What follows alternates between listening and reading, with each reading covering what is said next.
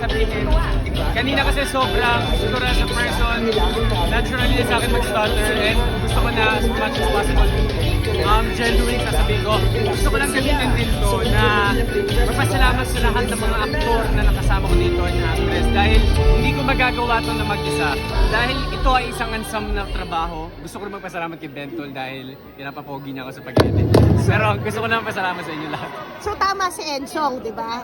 Kinausap ko siya kanina bago pa lang. Sabi ko, alam ko ikaw yung mananalo. Naramdaman ko na siya. May dalawang dahilan. And of course, Direk Pepe. Sabi ko kasi, si Tito Dante, successful yung operation niya.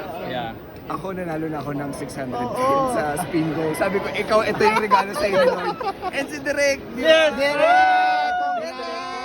Best director, ibang klase. Yes!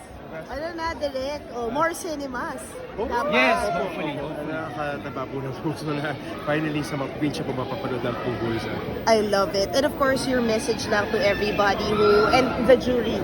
Ay, nagpapasalamat po ako sa jury for the many awards that they gave Kumburza. And especially for recognizing Cedric. His work is really amazing in the films. Ang ganda, no? Na pwede pala talaga yun. No? Like you cast the deserving people like Enchong, Cedric, without a shadow of a doubt, di ba? Without the shadow of a doubt. Day one, when we were casting. Di ba? Thank you po. Thank you guys. Thank you, guys.